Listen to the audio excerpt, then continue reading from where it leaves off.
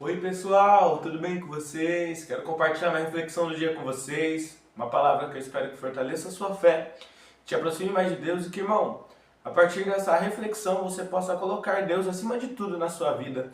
Mesmo que você esteja vivendo algum tipo de situação que te leva a ter que negar Deus de alguma forma, que você não faça isso, mas que você possa ser fiel a Ele e colocar Ele em primeiro lugar. Quero ler uma passagem que está para vocês no livro do Êxodo, capítulo 1, versículo 15 a 21. A palavra do Senhor nos diz assim: O rei do Egito deu uma ordem às parteiras hebreias, das quais uma se chamava Cifra e a outra se chamava Pua. Ele disse: Quando vocês servirem de parteira as mulheres hebreias, verifiquem se é menino ou menina. Se for menino, matem. Se for menina, deixem viver. As parteiras, porém, temeram a Deus e não fizeram o que o rei do Egito lhes havia ordenado. Pelo contrário, deixaram viver os meninos. Então, o rei do Egito chamou as parteiras e lhes perguntou: Por que vocês fizeram isso e deixaram viver os meninos?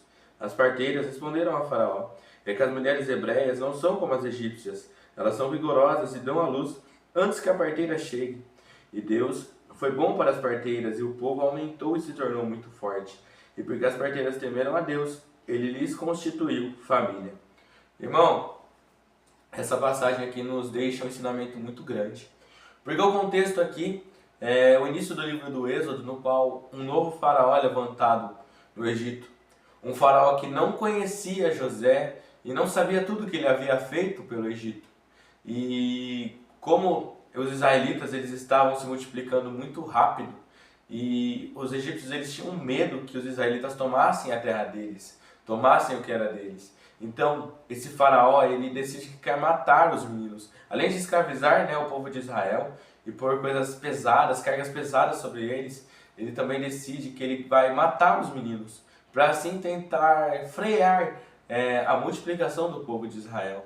Só que ele faz isso querendo motivar as parteiras para que elas matem os meninos quando nascerem, para que eles não tenham nem a oportunidade de viver. Irmão, a gente vê aqui o nível de maldade que o ser humano pode chegar. Tudo isso pensando em dinheiro, pensando em poder, pensando no próprio bem e não se importando nem um pouco com o bem dos outros, não se importando com o quanto aquelas mães iriam sofrer, com o quanto famílias seriam despedaçadas e destruídas. Não, o ser humano ele estava pensando só nele. E isso nos mostra, irmão, o estado de depravação do homem. O quanto o homem ele chega a ser egoísta em muitos aspectos. Mas é interessante que há uma coisa que rompe com esse ciclo de pecado. É o temor do Senhor. Porque as parteiras temem a Deus e por temerem a Deus elas colocam Deus acima de tudo.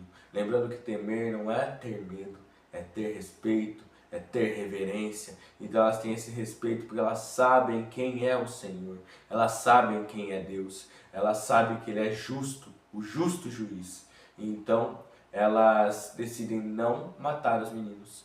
E é interessante que elas estão se colocando em risco fazendo isso, porque elas desobedeceram uma ordem do faraó. Mas Deus é tão bom que as conservou, as protegeu, protegeu esses meninos das hebreias. E não só fez isso, como também lhes constituiu família. Irmão, isso é uma coisa que nos ensina essa passagem. O que acontece quando nós colocamos Deus acima de tudo, acima dos nossos próprios anseios, acima de tudo das nossas próprias convicções.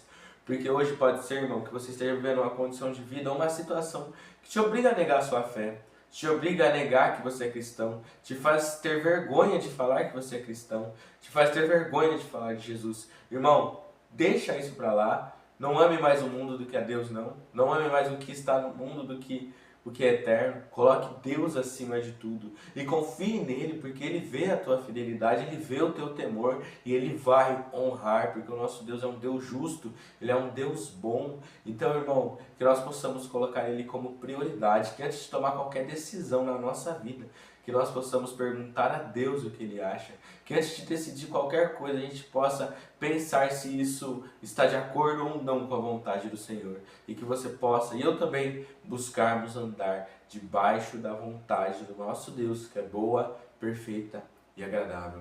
Que você possa meditar nessa palavra, que o Senhor Jesus abençoe muito a sua vida. Amém.